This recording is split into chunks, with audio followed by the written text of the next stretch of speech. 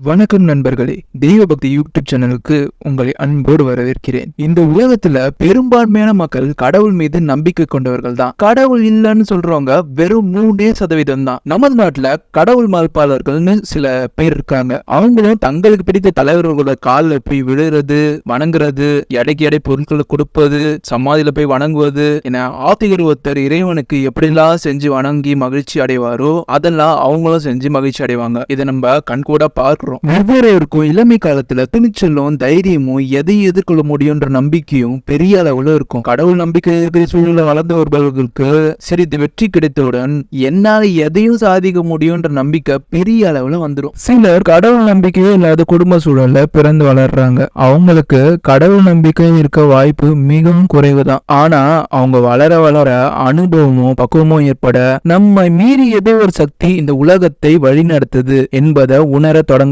ஒரு கட்டத்துல கடவுள் பற்றாளர்களாகவே மாறிடுறாங்க. இதற்கு உதாரணமா பார்த்தா கவியரசு கண்ணதாசன், மறைந்த முன்னாள் அமைச்சர் திரு ராஜாராம் போன்றவர்கள் எதிர்நிலையில இருந்து பின்னாடி கோயில் கோயிலா சென்று வணங்கினவங்க தான். குடும்பத்தில் உள்ள ஒருவர் உடல்நலம் கடுமையாக பாதிக்கப்பட்டு மருத்துவமனையில அனுமதிக்கப்படுறாரு. ஒரு கட்டத்துல எங்களால ஓரளவுக்கு தான் மருத்துவம் செய்ய முடியும், மீதி கடவுள் கையில தான் இருக்குதுன்னு மருத்துவர் சொல்லும் போது அந்த குடும்பத்தை சேர்ந்தவர்கள் சற்று தடுமாறி போவாங்க. இதை நம்ம பார்ப்போம். கடவுள் தான் பெரிய சக்தி என்பதை அப்போது எல்லாருமே உணர்வாங்க. இந்த பூமியில பிறந்துள்ள நமக்கும் பிற விவரணத்துக்கும் இந்த பிரபஞ்சத்திற்கும் என்ன தொடர்பு, நம்ம யாரு, எதற்காக பிறந்திருக்கோம் என்ற சிந்தனை வந்து அது பிறகு இறைவன் இருக்கிறாரா இல்லையா, இருந்தா அவர் எங்க இருக்கிறாரு என்பதில் போய் முடியும். நம் முன்னோர்கள் வாரத்தை 7 நாட்கள் கொண்ட ஒரு கால அளவா பிரிச்சு அதற்கு வானில் உள்ள கிரகங்களோட பெயரை வச்சிருக்காங்க.